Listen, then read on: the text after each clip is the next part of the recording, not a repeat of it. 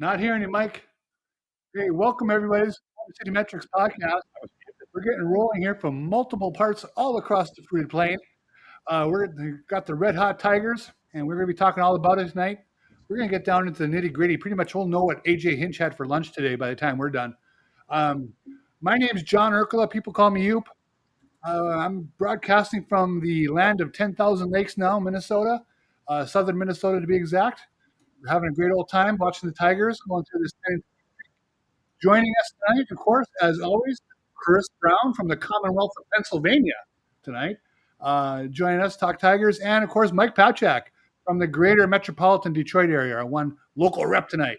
Tonight we're going to be, hitting all the major topics and, see what people think in the chat. It's been a good time to be a Tiger fan. They've kind of emerged from their slumber, the 12 of 13 streak, playing some pretty good baseball. We're going to talk all about it tonight. Gentlemen, how you doing? I am, well, just picking myself up after being muted and stumbling over myself anyway. Thanks for taking over. Did not even realize. Doing good. It feels good that now that we can talk about this team, feeling a little better, and teams aren't saying they're about to blow the playoffs. They're not even going to make the playoffs. I really hope we're away from that kind of talk again, because that was rough a couple shows ago. Yes, it was. Let me ask you this. Wait, can you guys hear me? Yes, Absolutely. All right, hold on. I'm something's wrong though. we hear Roger's press box noise. Yeah, I was wondering if that's going through for everybody or if it's just Yeah. for us. It's just for know. us. He's on the bench. Yeah. I'm trying to. How about now? Yeah, I don't know if any of this is better than before, but yeah, I don't know how I can't mute Raj. Okay, Here, we'll just have to talk loud. Yeah. So yeah, I am sorry. Yeah, I am in my hotel room here in Pennsylvania. Been all day at the airport, so I didn't get really a big chance to do a the good, bad, and ugly or whatever. But I could talk about these Tigers, which is that's one of the more satisfying series that we've seen in a while. The Astros sweep is you start with a blowout, you have a crazy pitcher's duel that you win on a walk-off walk, and then you have another blowout. That's a nice victory sandwich. When you consider too that they had, they'd beaten the Twins who'd been struggling. They beat the White Sox who are in last place, and those are all great. They all count. But even though they had been struggling, the Astros are a solid baseball team, a first place baseball team, and Tigers handled their business like division winners would usually do. It's been such an amazing run. They went 13 days without an off day. They played every day. They went 10-3, which is really impressive all by its own. But rebounding from the 12 out of 13 streak where they earned all of those losses, right? they got their butts whipped for 2 straight weeks. There was no bad luck. There were no blown leads. They played like crap, and they got kicked around, and they've emerged from it. It's been really pretty impressive, and AJ Hinch gets some credit.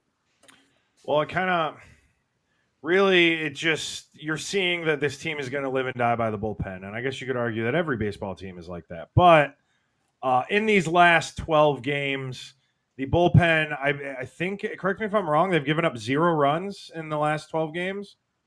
The bullpen, I think it's last 12 games. So yeah. It's real, you're going to win a lot of games where your bullpen's not giving up anything. And I believe they said that was the longest streak since 2014. So, but yeah. I also feel I have to, this is very feelings ball, because again, I didn't have a chance to really research, but I also feel like a lot of this has been driven by the starting pitching as well, outside of Chris Paddock. But you got 7 inning starts from Flaherty and Skubal. You got 6 innings from Morton, and then Mize, what did he give up? 3 or 4? I don't remember what he did, but it ended up being 4. But I actually thought he pitched better than that. He just gave up a couple at the end there. Yeah, I just feel like just about everything is turned the corner a little bit. Like, even I was looking it up the other day. Riley Green still isn't hitting a ton this month, but after I think he had 43 strikeouts and one walk in 28 games. And over his last 9 games, it's 9 walks and 7 strikeouts. Mhm. So I don't know if that is necessarily like a preview of good things to come, where he's going to start driving the ball again. But I'm just happy to see him get on base and not swing at everything again. So Yeah, that's been nice. his chase rate's got to be down in that time. I mean, it has to be. I mean, it just, and again, without even knowing these stats, it's just a feeling. You can see it. He's more selective. Torkelson too, by the way. He's been drawing quite a few walks. Because I had tweeted just a couple weeks ago how, he started off the year taking a lot of walks, and every month succeeding that, he had gone down in walk rate from like 13 to 11 to 9 to 6. And when I tweeted at the time, he had 0 walks to that point in August. And I think he's had 11 since, which is pretty good. I mean, getting on base like that, even from your slugger who you want home runs from, keeping the line moving is a good thing. I mean, yeah, and a lot of people. I mean, Torque really was really one of the only hitters that never really truly slumped. So he's the one that's kept it going while everybody else is getting a little more right. But I was looking at Riley has I think 12.8% walk rate in August, which is a lot higher than the last couple months. Mm-hmm. So you are seeing. I mean, he's seeing something a little better, obviously. So it's not only field based, like the stats are backing it up. That's not like amazing, but it's a lot better than it has been. Chris, I have a question for you. Sure. Because you had commented as much as anybody on this show over the past few years. What are you seeing? And it's still a somewhat small sample, but what are you seeing from Colt Keith as a third baseman defensively? I think he's looked fine. We always thought that he was going to be a fine third baseman, maybe slightly below average. But then the shoulder injury basically took the arm strength away. But I always thought he had, I always thought second base was more of a stretch for him. He's a good athlete, but he seemed to have that sort of, quick twitch, dive and grab the ball and get up and throw athleticism than I'm going to run behind second base and range athleticism. And I think he's been fine. The arm strength looks solid. He had a couple misplays here and there, but I mean, it's just kind of wild to think about what they've asked that kid to do in his first 2 years in the big leagues. And that he's managed to come through it and be such a solid, consistent offensive performer. Like everything he's done so far in the big leagues is not what we expected him to do. We didn't expect him to be a leadoff hitter, right, or play second base, or play first base, or go back to third base. And he's just, he's really solid and steady. He's been one of the, like to Mike's point, he says Torkelson's never really slumped. I don't think Keith has really slumped since May, right? He maybe had slight ups and downs, but he's been really steady, and that's helped. No question. Yeah, I was just looking that up. I thought I had it up. Give me a second. Go ahead, sorry. No, I just the fact that he has turned himself into kind of an engine for the offense at the top of the order is just, I mean, when in the minors, when he had the season where he had 27 home runs, you kind of think, well, there's their next slugger from the left side. The power is starting to come, and he's getting a lot of extra base hits now. But he hasn't hit a ton of homers. But a good leadoff hitter is a hell of a weapon. And this is probably a dumb thing to say, but I'll say it because who cares? He reminds me, offensive only, right now, of Curtis Granderson a little bit.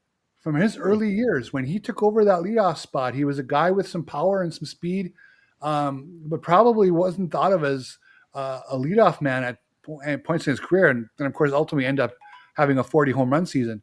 But right now, in the early stages of the Granderson career and the early stages of the Keith career, that's kind of where I gravitate toward some comparisons. That's interesting. Yeah. I would not have thought of that comparison. I do remember Granderson, and if it were the modern era, Hinch would be probably benching him against all lefties because he had those struggles against left-handed pitching. and that's sort of what we're seeing from Keith. You hope that. I mean, this is what we hope for Kerry Carpenter too, is that you get more opportunities against left-handed pitching, and that's just not the way they're running things. No. It's again, it feels weird, but it's hard to complain too much when Yeah. when was the big one a couple weeks ago, or a couple, that Matt Vierling home run that I don't remember who he pinch hit for, but I mean that was one of the Yeah. more impactful pinch hits of the year. But it is, yeah. I mean, I think just it's very. These wins have done a lot to, I think, calm people's nerves for now. Hmm. I'm sure everybody, that the people who are flipping out still have all that that dread in the back of their mind, and as soon as they lose a couple games again, and it'll be the Royals next. It's all the Royals are creeping up because they're actually playing pretty well right now. But I don't know. I mean, the Tigers are best record in the American League again, right? Yep. Yes, sir. Tough to Well, complain about that. the Royals now are 9.5 back. They, I think they've won 9 of their last 11, including today. Got a big home run from Pasquantino. And they are playing well, and they have 6 games left with the Tigers. They're all coming up here. But let's face it, if the Tigers just manage a 3-3 split in those 6 games, that's a huge opportunity for the Royals that goes down the drain, where they're, biting off a big part of the schedule remaining and making up no ground. So, I mean, obviously it'll take some work to win 3 games against the hot Royals team, but I think the Tigers can manage that, maybe better. Yeah, and then they brought up lefty killer Drew Summers to help facilitate that. Now that was an interesting move. It Yeah, I think that's a good point. You it's awfully hard to make up that much ground in this little time. Now we're talking Mm-hmm. 40 games, 40 days, not 40 games. Oh, that's not. Yeah. Takes Yeah. 2 to tango too. Like, not only Yeah. does KC have to stay hot, Tigers got to go cold again. I mean, but you mentioned Drew Summers. Who are we thinking is off the 40 man for him? That's a good question. I wonder, given what we know about the way Scott Harris operates, I wonder if it's Matt Vierling to the 60-day again. I know they talked about him. He's been doing some stuff, and I know they'd love to get him back. Let me look at I haven't. Again, I was in an airport all day, so I haven't really. Oh yeah, Gone- for sure. gone And maybe through this it. is Do you think that does the 60-day take them into October though? I would think so. Yeah. Yeah. Wow. Let's see. We got I hear you though.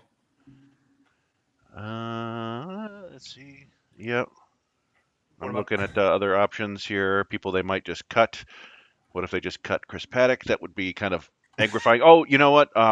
We could see Dylan Smith go to the 60-day IL. Ooh, yeah, And Brisky is already there, right? I believe No, so. Brisky isn't either. He's not on the 60-day either. So it'd probably be one of those two.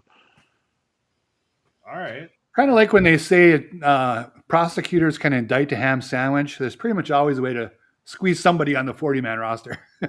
Yeah, and they love using the 60-day IL for getting more guys on there, and people will be like, get rid of Ryan Kreidler, and it's like, okay, but he's got like 30 doubles down at Toledo.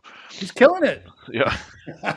So yeah, I mean, yeah, Alan is saying maybe Hoyer. I don't think they're going to cut anybody they just traded for, even if it was just cash. But we'll see if they have other options. I don't think they'll cut anybody, but we'll see. Yeah, I mean, Dylan Smith, they weren't going to get him back. I mean, hard to see they were going to trust him in any meaningful innings. So I could see that. It makes a lot of sense, really. I mean, no one said they would fall apart. I think we were all pretty much on board. There's a no-name person there with that comment, but I don't think anybody said they were going to fall apart. I think there was a lot of panic. No one here did. No, 2 weeks ago, I think there was a lot of panic. I was pissed that I felt like they should have done more, but I did not say they were going to fall apart.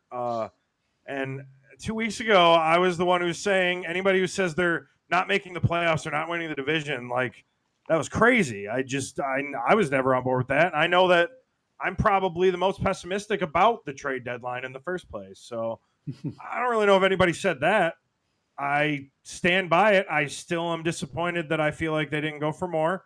The bullpen is making me look like a moron right now, but there's a ton of baseball, and they're playing great, and I'd love to be wrong. That's fair. And he says I'm referencing talk radio. You're Oh, that's right, fair.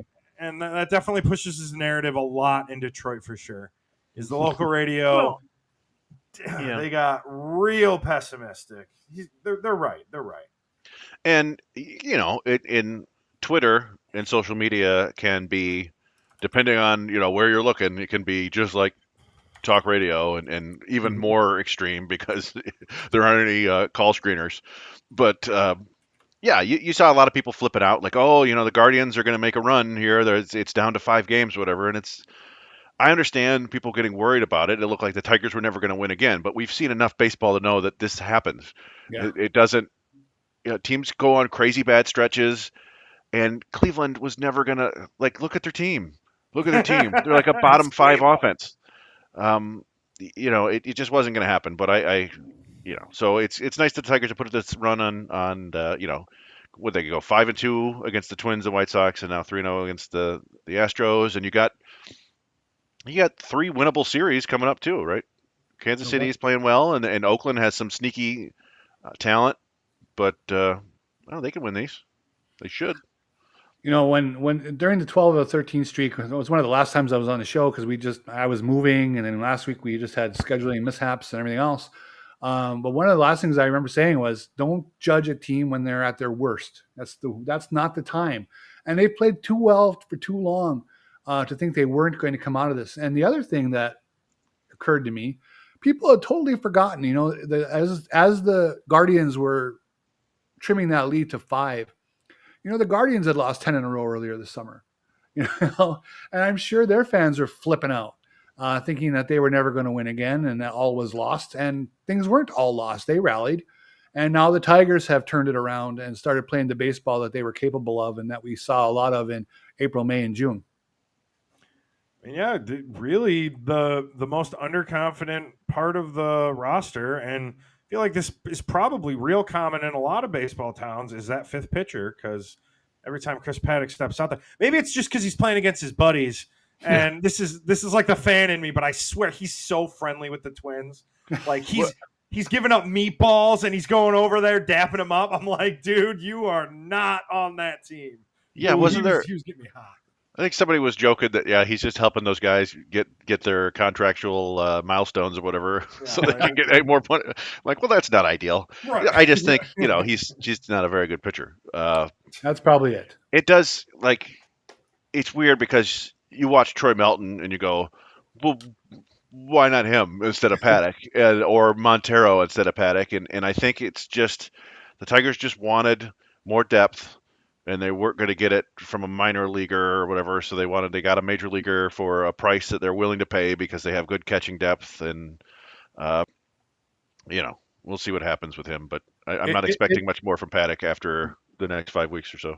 Exactly, it is hard to again, we don't know as much as Scott Harris and Hinch and Fetter and all that sort of thing. I get it, but just from the outside looking in, the idea that Chris Paddock is any upgrade over Keter Montero is just hard to stomach. I mean, you just feel like the best game that Montero might put out there is going to be much superior to the best game Paddock can put out there.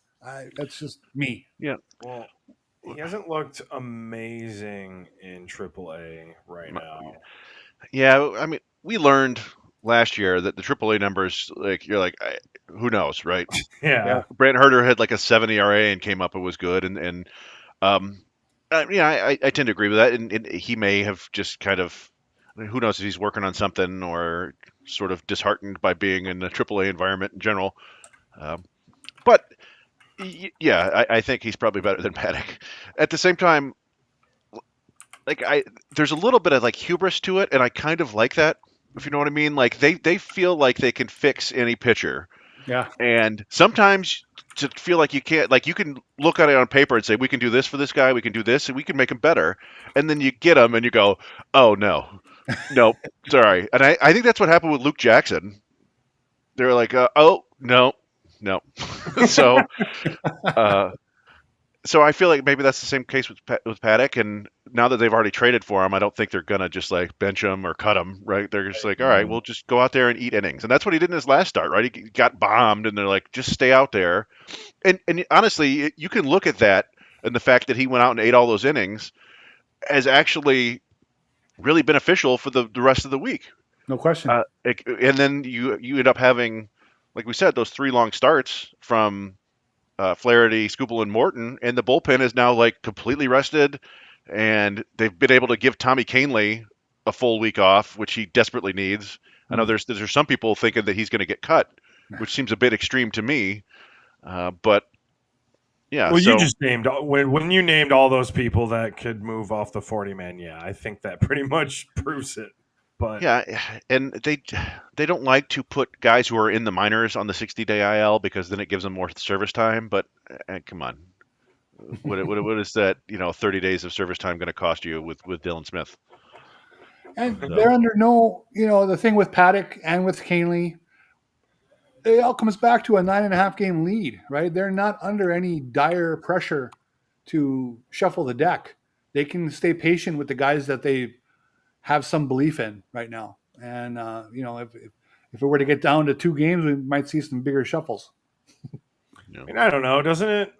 And I'm playing a little bit of devil's advocate here. Doesn't it just, Chris, you kind of said it, but I feel like you kind of dodged the fact that we're seeing Chris Paddock start instead of Troy Melton, who has looked very, very good, So Yeah. That's the frustrating part, I think. Gotta be workload, right? Yeah, that's I kind of I started down that road and then I went off somewhere else. Right. Yeah, but Melton threw 100 innings last year, I think, and he's already right there now this year. And I think they want him. They love his arm, and they want him potentially pitching in high leverage situations in the postseason. And so what they don't want to do is have him, hit his 125, 130 inning cap in September and not have him available. So they're using this as kind of, he's been nothing but a starter in the minors. So you don't want him to get too used to pitching out of the bullpen because I think he's got the inside track to be your number 5 starter next year. But they probably want to get him used to pitching out of the bullpen and potentially use him in the playoffs. So that's the only reason there. And I think it's one of those things that they can do because they had such a big lead in the division that they can kind of, as much as they are seem to be tailoring their roster to each series and trying to win every series and win the day, they also can kind of plan a little bit ahead to see, figure out the best configuration of their players for the playoffs. Oh yeah, Rogers on TV at the moment. Yeah, boy, love it. Well, only time we'd ever tell you, if you want to go watch something else for just a minute, go check out FanDuel Sports, right? Absolutely. Yeah, it's been awesome. I was hoping to head up to Erie myself. I am in Pennsylvania. I'm in Pittsburgh. I'm 2 hours away. I couldn't swing it to get up there, which is a bummer. But it's been great. Those guys they're so awesome to us.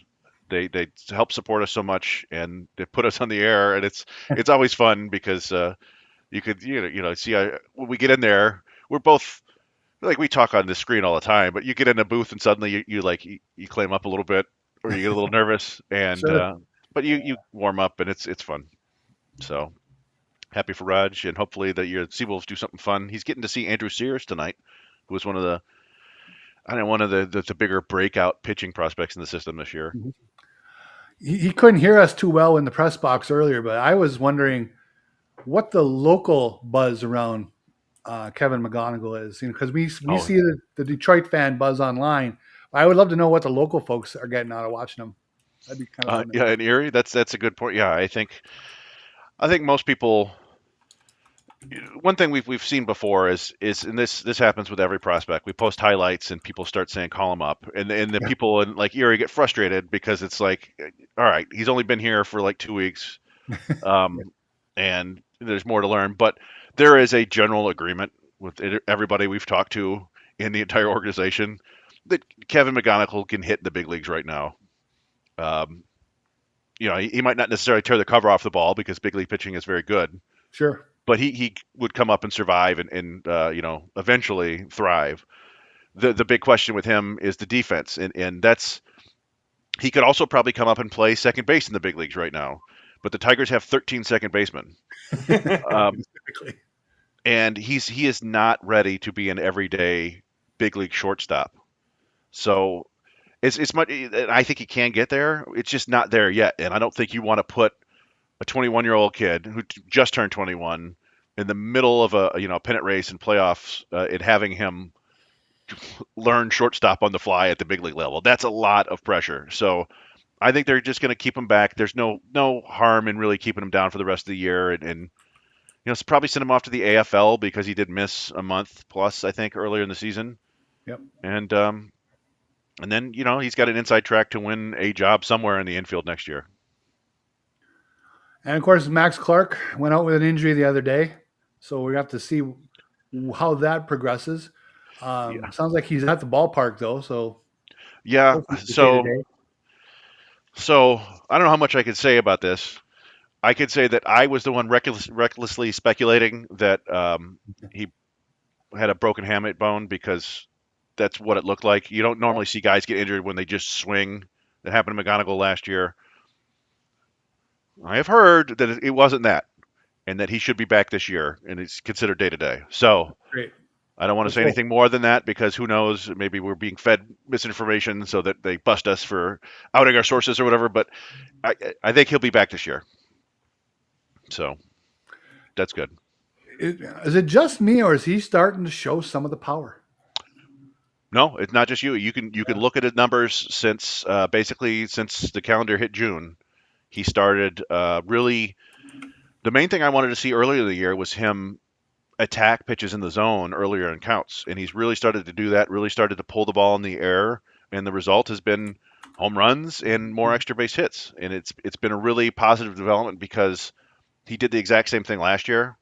So now I'm starting to think maybe that's just kind of his process. When he gets to a level, he really wants to see as many pitches as possible. He slaps the ball the other way. He takes a ton of walks, and he's still taking a ton of walks. He's got a really good selective approach. So, yeah, he's getting closer and closer to that guy that I think people thought they were getting. I still think that the defense is a little bit overblown, if that makes that I don't mean to be negative about him. I don't think he's a Gold Glove level center fielder, right? I think he can handle center field in the big leagues, but he might not necessarily be the best center fielder on the roster. So he could end up in right. Right or left. I think his arm. A lot of people talk about him having like a 70 arm, and I've never seen him make a throw that made me think, "Wow, that's 70 arm." Most of his throws look like 50 average arm to me. But yeah, it depends on the configuration, right? Like in Comerica, sometimes they want guys with more range in left, and less in more range arm and right. But we'll see. Well, let's really change. You just brought up something I thought of earlier, so let's really change course, if you don't mind. Mm-hmm. When we talk about range and we talk about great plays with guys who don't look fast, what does Riley Green do to make these catches? Yeah, He runs like a broken down horse at times, looks wise, but man, he gets where he's got to be. Yeah, he has always had spectacular instincts. Going back to when he was, I think he may have still been 18 or just recently 19 when he was in West Michigan. He made all sorts of diving catches in center field out there. It was just crazy. But yeah, I think it's one of those things where he doesn't have the speed or the range of like a Parker Meadows by any means.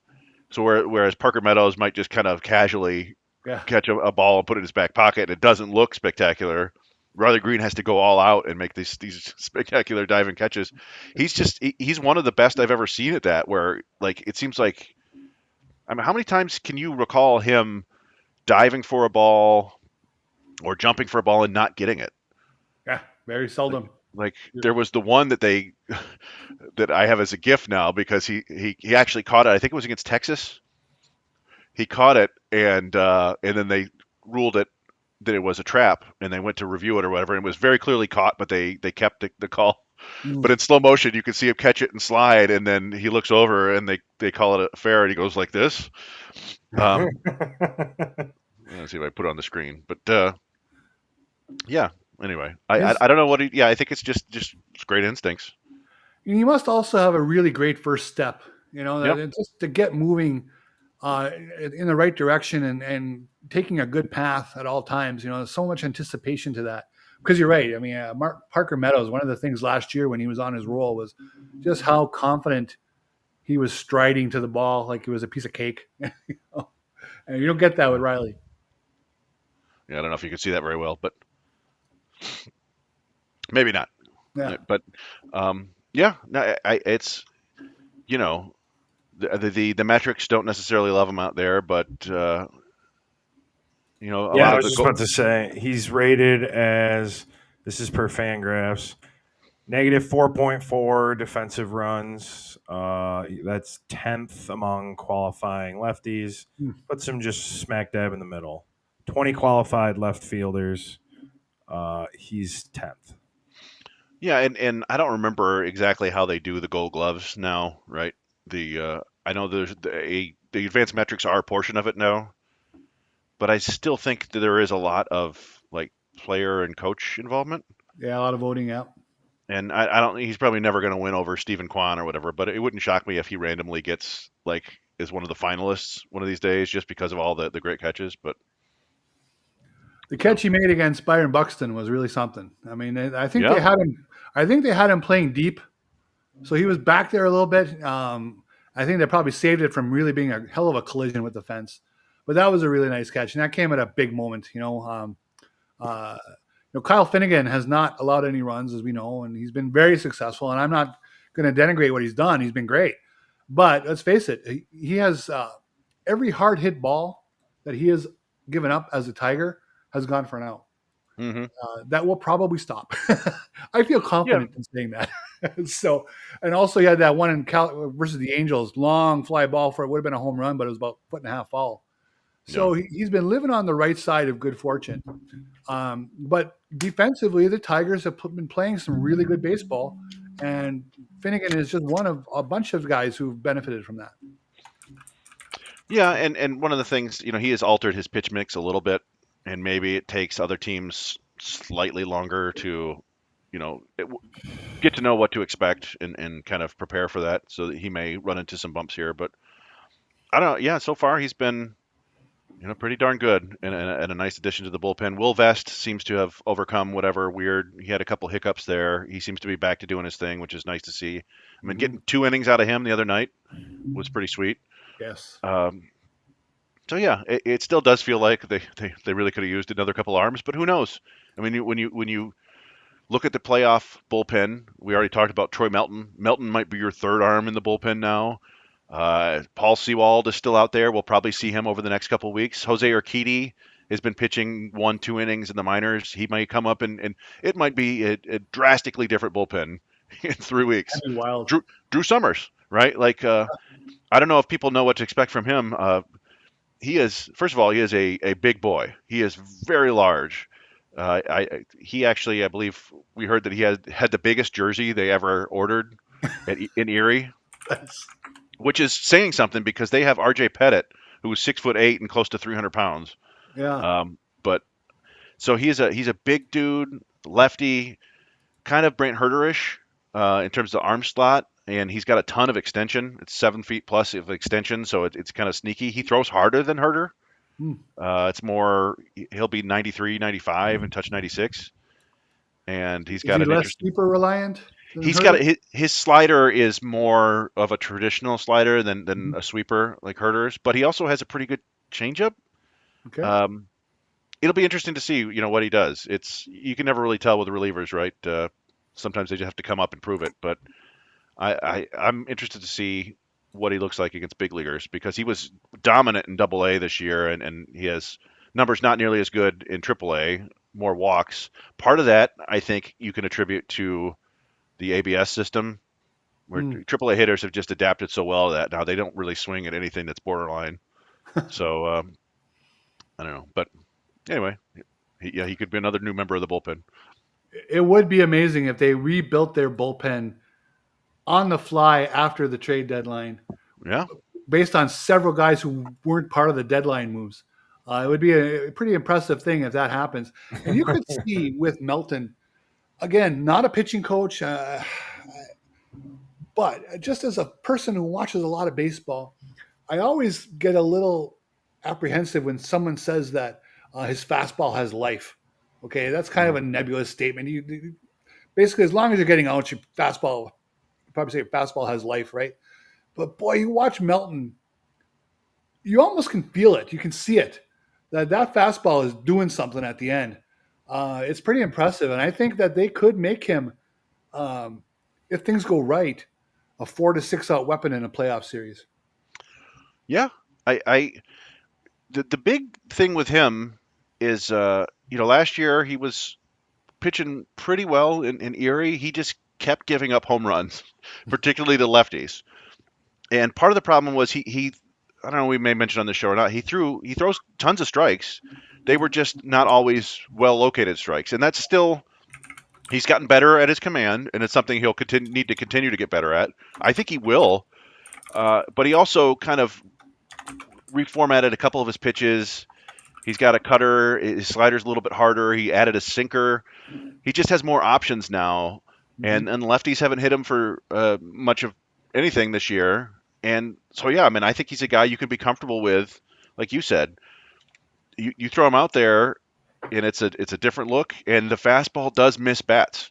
Yeah. You can't. He's not one of those. He's not like a guy who can go out there and throw 8 straight fastballs by you. But it's got enough to it that it misses bats, and if you mix in the slider and the other 4 pitches, he can really do some damage. So that's been a nice development for sure.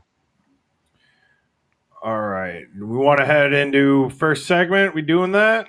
Sure. All right. We're going to go on to buy the numbers. Do we have the thing? I If we don't think do, we can. I don't know where it is, and Raj is in the booth. Yeah. So, So- yeah, just imagine the Airwolf theme playing right now. You're right. Why don't you start us off?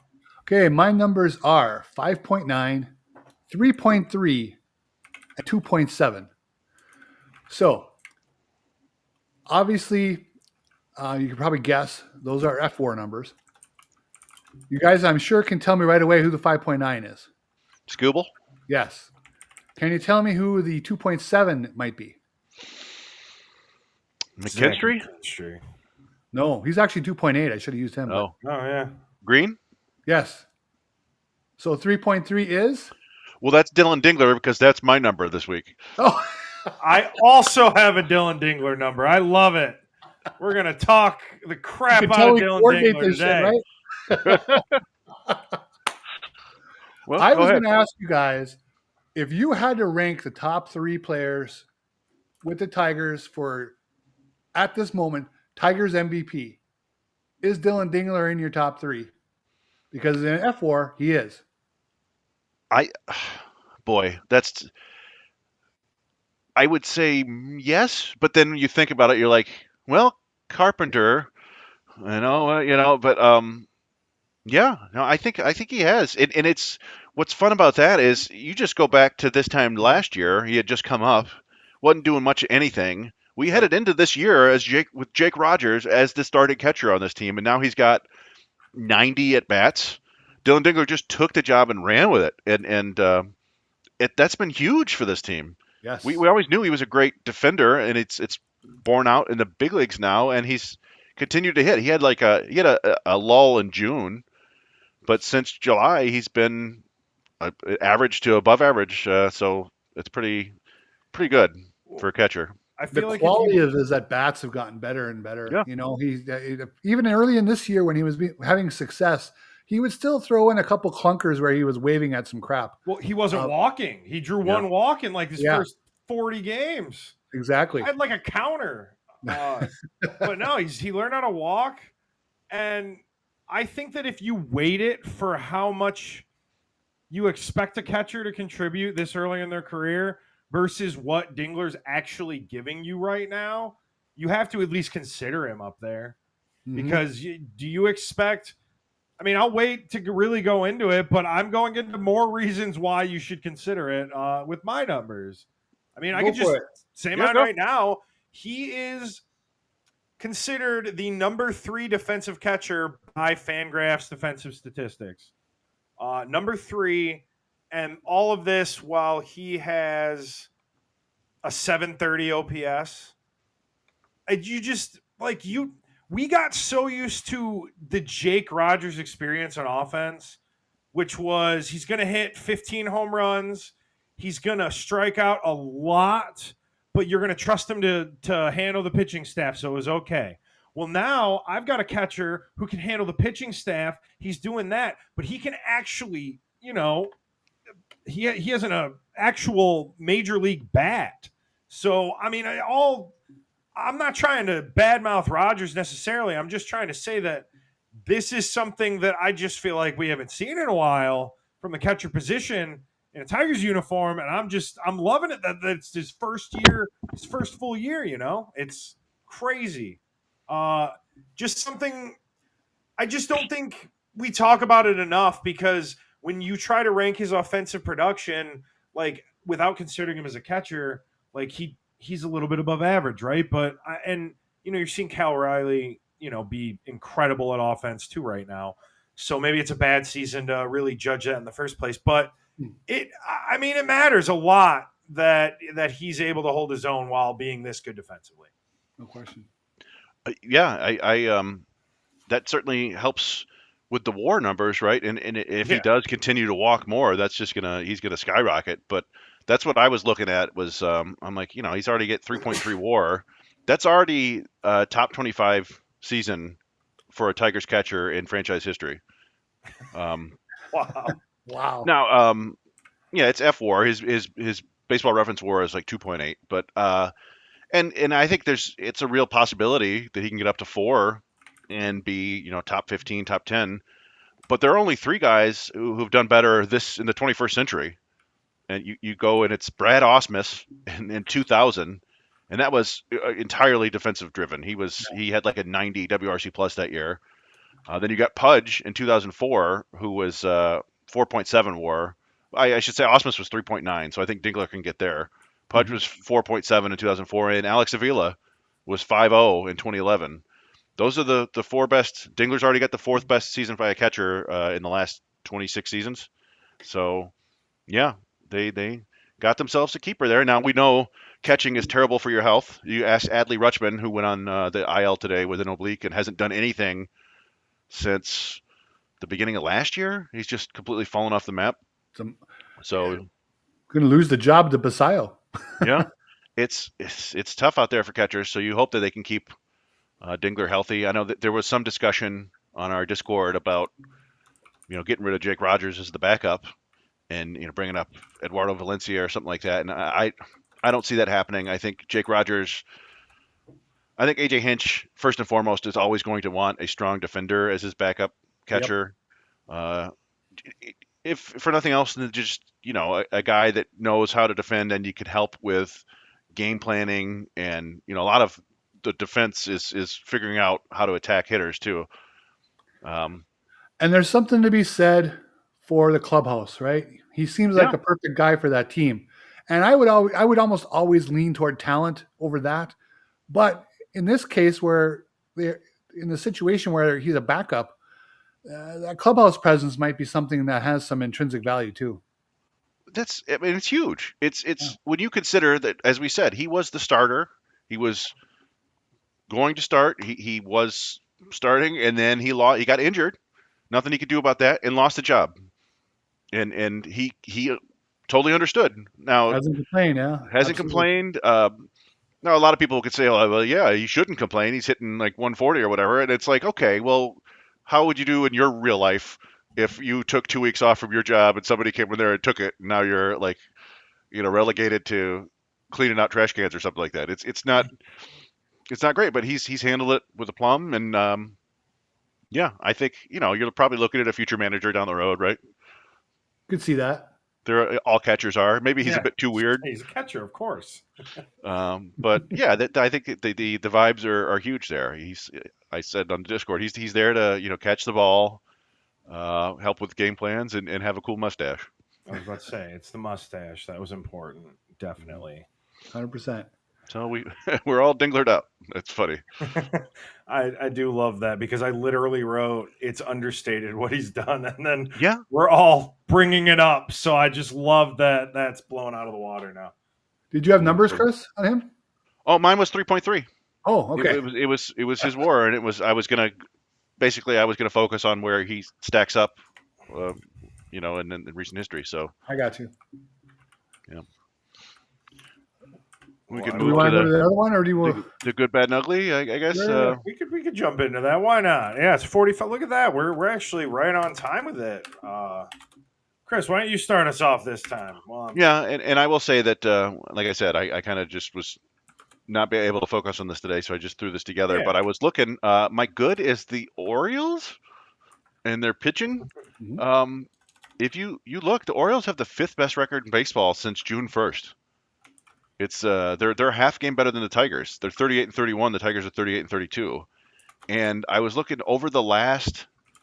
Their starting pitching has been insane. I don't know if we've talked about Trevor Rogers. I feel like we have, but he's actually been really good. Uh, but I was just looking. Their starting pitching over their last 9 games has allowed 5 earned runs. It's a .084 ERA in 54 innings. So I don't know what's going on there. Part of that maybe was facing the Astros, who look like they've fallen off a cliff. But yeah, I don't know.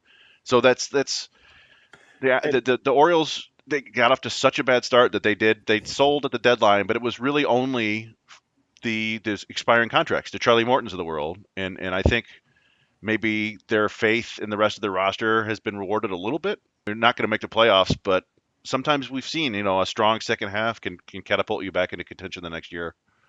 So we'll see. Diedrich Enns got himself a save a week ago with the Baltimore Orioles. And has been pitching well, yeah. It's fun, and part of their good work since June was Charlie Morton. So good on. That's true. I marvel at that trade a little bit because of what the Tigers had to give up for him. I like Micah Ashman. He is a good reliever in the minors and will probably get to the big leagues. Was 11th round pick last year or 10th round, but I don't think he's ever going to be a closer or anything like that, or even a setup man. So it just it was a good trade. My bad, and I guess just talked about this, is kind of the Astros. They just signed Craig Kimbrell apparently. That seems like a bad decision to me, as he's been teams keep trying him for some reason, but we just see like that team is really, they don't have like a crazy number of injuries, but it's really a lot of important players are injured. You got Ronel Blanco, you got Luis Garcia are gone. Josh Hader just went on the IL not that long ago. Sounds like he might be done for the year. McCullers is on the injured list. He always is. Alvarez has been out all year. Yeah. Paredes is out. So yeah, it's Jake Myers, their outfielder. They've lost a lot of key pieces. That was one of the things. They didn't have any left-handed batters really against the Tigers, so that's why the Tigers brought up who did they bring up instead of they brought up Hannafy, right? Yeah, they sent Herder back down, so they only had one lefty in the bullpen because they didn't need one. Yeah. So I don't know. The Astros looking bad for them right now, and my ugly is Kyle Tucker / his team hiding an injury for the second straight year. Like, I don't know if you remember last year, it was like, what's wrong with Kyle Tucker? It's like, oh, he's had a broken whatever all this time. And people in Chicago have been like, what the hell's going on with Kyle Tucker? He's been awful for the last month and a half. And they came out today like, oh, he's got a hairline fracture. And it's like, why are we doing this? Is it you go out there and you suck for like 6 weeks? Is that really better than going to the IL for a little bit? I don't get it. But so that's just an ugly decision-making process to me. I mean, yeah, I'm actually going to talk about Kyle Tucker. I'll start with my good here. We've kind of talked about it a little bit, but I mean, Kyle Finnegan.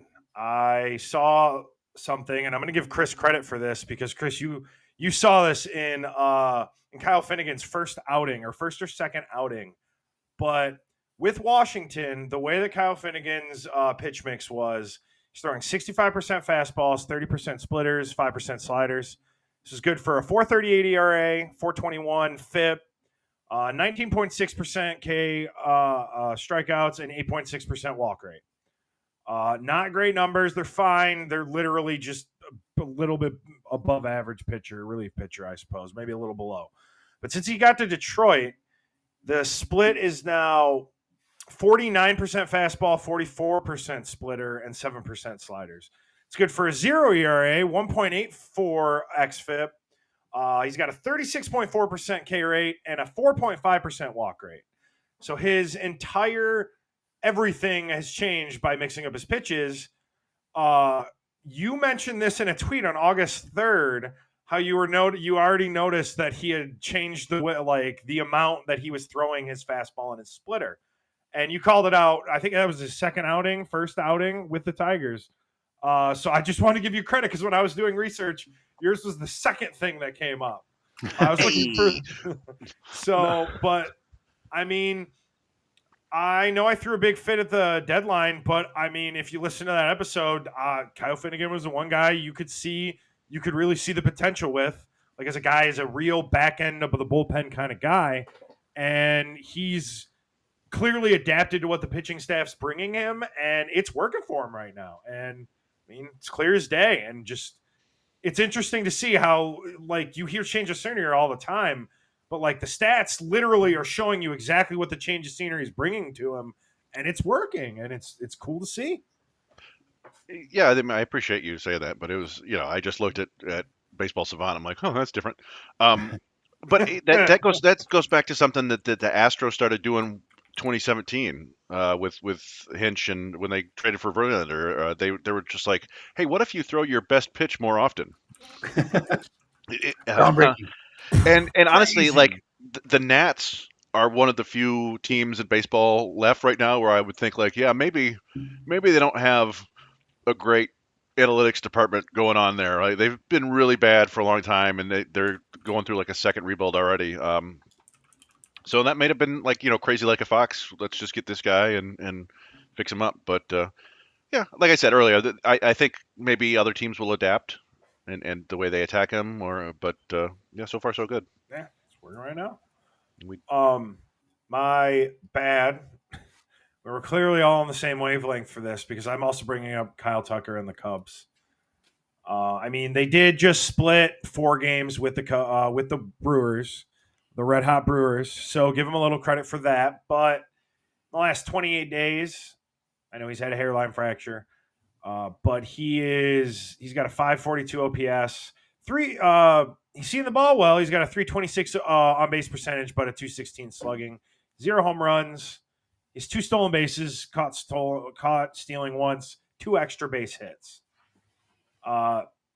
It just seems like the Cubs are living and dying with Kyle Tucker to this point. Not saying they're doing terrible, but I think before Kyle Tucker went into this slump, and it does coincide with the Milwaukee Brewers just being obviously the best team in baseball for a month, but also the Cubs just kind of fell off a little bit too without Kyle Tucker, and he clearly matters to that team a lot. It's going to be really interesting to see what he does in free agency. But Milwaukee's walking away with that division, obviously, and quite possibly the National League. Really looks like it. But my ugly is more of just something that I'm interested in, and maybe it's my boring, because I saw that, we heard Rob Manfred bring up alignment changes with expansion possible, right? And I just thought that this was an opportunity to just bring it up and see what you guys think. The Athletic proposed one division change, and it would basically leave the AL Central completely intact, but they would lose Kansas City to the AL South with Colorado, Houston, and Texas. And I was just wondering what you guys thought about the expansion changes and what a realignment would look like for baseball. I would fight tooth and nail to be in one of the divisions with the expansion teams. Whatever I had to pay to get into that's where I'd want to be. But barring that, I would bet Kansas City. I can't imagine they want that, to leave the AL Central and go into a division with Colorado and be playing on that time zone and so on. But I think change is coming only because, baseball shakes itself up every couple of decades. These things happen. And I think that expansion, it's been a while since the last one. When it comes, it's going to be a lot of changes. Like they're even talking today about scaling back the schedule to 156 or 154 games, primarily due to expansion. I was going to say, Raj and I have been kind of trading texts about this last couple of weeks or whatever. When these, ever since Manfred said that. I mean, we've always talked about expansion, right? But Right. and so I didn't. I was going to say maybe he could pop in and talk, but he says he's in the media booth, so he can't talk. But he will be chiming in. So I don't know if he's going to type his opinion or whatever. But yeah, I don't know. I have a lot of fun when we look at this sort of realignment stuff. I like to think of my own, like, oh, what if this and this and this? Or I do That's think what I'm that looking for. that is an interesting point. You really want to get in with one of the expansion teams because historically expansion teams have been terrible. But I feel like in the recent years, not in baseball, but what was it? Las Vegas, the hockey team, did they win the Hockey, championship their first year or something Yeah, like but that? Or was they went to it, but they actually changed. They kind of switched up the expansion rules with the draft and everything after that because it just kind of exposed that the way they had it set up wasn't. It was set up in their favor that year. The Kraken did not get that same benefit because they fixed it. Well, even in baseball, though, I mean, the Diamondbacks, they became world champs pretty quick. Yeah, that was what, year 3? I think so. 4, I guess season 4. It was 98, 99, 2000, 2001. Sure. Still pretty good. Yeah, and I think that there's probably a way to make it less, awful for these expansion teams early on. I don't remember what the rules were, but I thought it was like each other team could lose like 2 players. They could protect like 30 or whatever, and then they lose 2 people from their 40 man, something like that. I mean, Raj, I think, remembers who the Tigers lost in the old expansion with the Rockies and Marlins, but yeah, I know it'd be fascinating, and I am kind of eager if and when it does happen. It does, of course, it's Rob Manfred, so it's always for the wrong reasons. They just want to be able to expand the playoffs even more. Yes. So Those best of 3s will become best of 5s, probably. Are you curious who they lost? They lost Scott Aldred and Kevin Ritz. there you go. Putting on the red. Kevin Ritz was the hitting coach for the Yankees for a while, wasn't he? Is it the same one? I think so. Is it really? Oh, okay. I didn't know that. How many Kevin Ritzes can there be? Wow. I suppose that's one of those names where there could be 2, though, randomly. Yes. It's not on his Wikipedia page, but that's the first thing that came up. So that was my hasty research. Huh. Oh, Brad Ausmus was taken in that draft. Mike Marshall to the Pilots. Wow. He was good. Trevor Hoffman too. Anyway, you. Yeah. So my good. Turn, right? Why don't you take us away with yours? Yeah. My good is, again, more of a sense of things. One of the things I think that went a little underrated during the Tigers' struggles is defensively they played some bad baseball.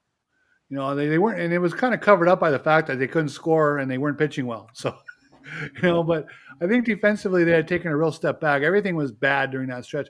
I think they've really tightened it up defensively, other than that throw by Ibanez yesterday. He threw into the nether regions. But otherwise, they've been playing very good defense. And it's so important. This 10-3 stretch that when they've played 13 consecutive days in a row, in the dog days, the heat of summer, this is when focus can really start to wane defensively. And I think they've tightened things up pretty well. And it's been a big part of what has steadied the ship for the Tigers and got them back on the right course. My bad was also, and it may not be a bad, but we're gonna have to see. It's a leery bad. Part of this expansion talk and everything else has been that MLB is going to be selling off their MLB TV to ESPN.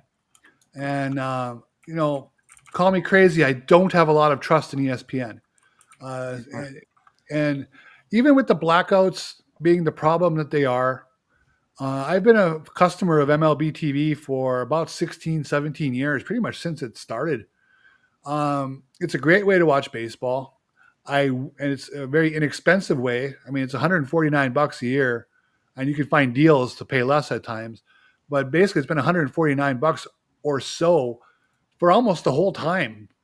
It's been a great deal. Will ESPN keep that going? Will it be as quality a product? We'll see. Now, the flip side is maybe they can find a way around the blackouts for people. And if they do, more power to them. And we'll definitely celebrate that if they do. I just don't hold my breath. MLB has been talking about fixing the blackouts for as long as there have been blackouts, and they've never really they've never really touched it, right? So we'll see. It's again something we don't know yet exactly how the change is going to be. There's a lot of reporting on it, but everybody's saying you got to wait and find out more. But it is something I'm definitely a little bit leery about. I don't really have anything that I found too ugly, especially Tiger related. One thing I'm happy about, though, let's go the good, the bad, and the happy. Wenzel Perez has really come out of the doldrums he was in. You know, he spent the better part of late June and July not contributing a whole lot. The quality of his at bats has really come back, and you can say that about a lot of players right now. You know, the as Mike alluded to earlier, Spencer Torkelson was about the only guy who was hitting during the team slump. You know, now with Carpenter back, with Dingler being the presence that he's been, Green doing better, more people drawing some walks, the lineup is lengthening, and Wenzel Perez is a big part of that. Especially as a switch hitter, they don't have to pinch hit for him nearly as much at all. He's become the quality bat that really helps the bottom half of that order be pretty competitive. Yeah, I'm looking at he has over a 920 OPS in every month in May, June, and August, and in July it was 535. Yeah, he had gotten quiet there for several weeks. But like it's crazy. I did not realize he had a 900 OPS in every month but July. Like I knew he was hitting it well, but whoa. Yeah, I'm looking. It's a 119 WRC plus and 250 plate appearances this year. He's not like it's, you know, Jahmai Jones has a 129 WRC plus and 100 plate appearances because he only gets favorable matchups, and maybe to a certain extent that's what they're doing with Perez and Keith and stuff like that, and that's why they have 8 guys? Let's see, 1, 2, 3, 4. No, there's a number 10 guys. I'm all right. I'm not going to count Thomas Nito. 9 guys with a WRC plus over 100. So, yeah, and Wenzel Perez is just a fun guy, a fun player, does a little bit of everything. You know, just when you think he can't, surprise you, he comes out of there with 2 outfield assists in a row. Right? Just a fun player. Yep. I do. That's who I tell people is my favorite Tiger. The fan in me. I will correct myself. Sorry. Yeah. Sorry, Mike. I didn't mean to cut you off. Kevin Ritz was not a Yankees hitting coach. I was thinking of Kevin Long. Long and Ritz, not particularly close in name, but they're both 4 letters, so I'm going to take it. I was about to say that. I was like, hey, go for it. Single syllable. I think that makes sense. Yeah. So here's a question I had for you guys. The coolness with this 9.5 game lead, if things go as smoothly as we hope, and they pocket the division at some point in the first half of September, and they start working on getting the bye, which is pretty important. But let's say they get to a point where they can spend the last week getting their bullpen right and getting their rotation ready. Tarek Skubal takes game 1. Who you guys got in game 2? Who's on the hill? That's it. I probably would still go Jack Flaherty. I mean, he pitched in big playoff games last year. He won a World Series. You could also argue Charlie Morton has done that too. But yeah, it would be one of those two, I think. I think Charlie Morton's the perfect four man. I do think that it would go Skubal, Flaherty, Casey, and Morton is the way I'd do it. You think a lot of it might have to do with the opponent? I think so, that could come into play.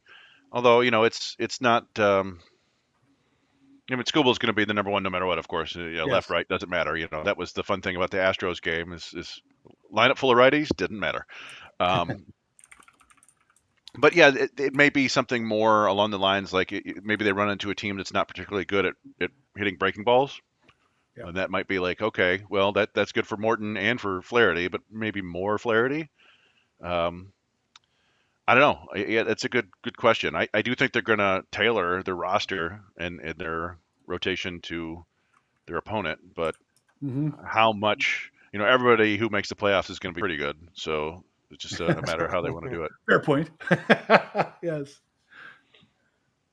Well, I mean, we can look ahead here. We've been kind of talking about it a little bit, but they do have a bunch of games with the Royals coming up. Mm-hmm. We have home against KC at Sacramento, or just the Athletics, excuse me, and then another series against Kansas City. I mean, I don't know. Looking ahead, how are you guys feeling about this next week, and what are we going to see? Well, they're getting a Lugo on Sunday, right? I've got Lugo on Sunday, Waka Saturday, Yeah. Bergert tomorrow. Young guy, Berger. Yeah, he's been pitching, I guess, pretty well. They've had trouble with Waka in the past. Lugo, they got to him last time, and they beat him. But the Royals are coming. They're hot. They're playing well in most phases of the game, and they got a couple good starting pitchers on the mound.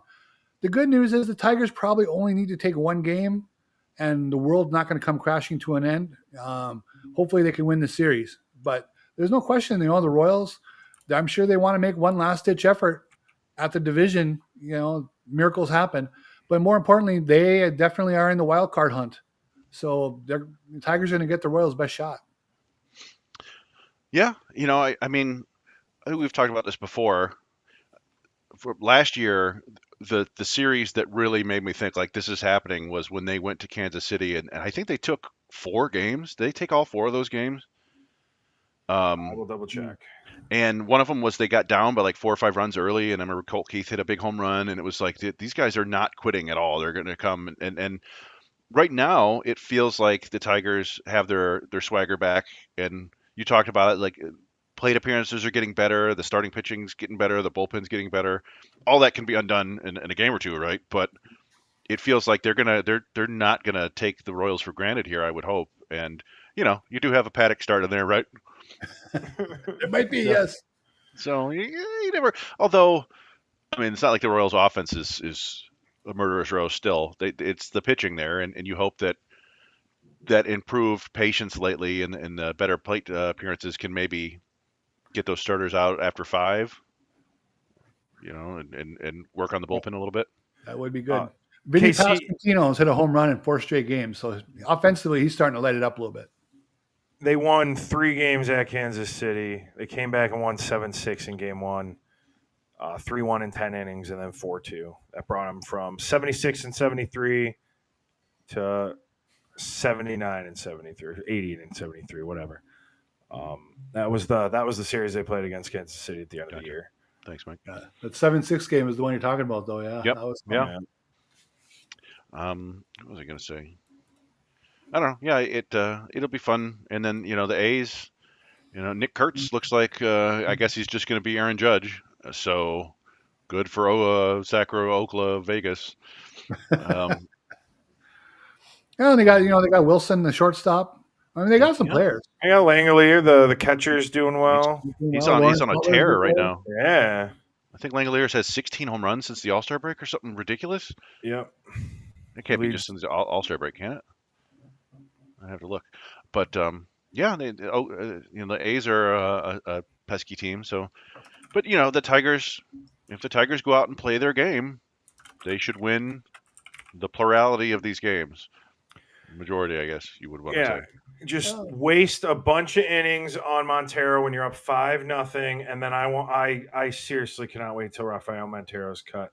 When he got that save, there was nobody madder about a save in the world than me that night.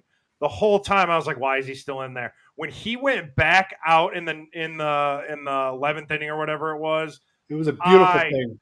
I lost it. I think I might have messaged you guys. I was pissed. I saw black, and then I woke up, and they won, and he got a save, and I was confused. Here's the thing. If nothing else, and I realize how poorly he has pitched the last couple of years. I get it. But the cool thing about him is that's a guy who has stood on the mound in a World Series and had success. So he's not going to be afraid on a Saturday night at Target Field in August. He went out there and he got the job done.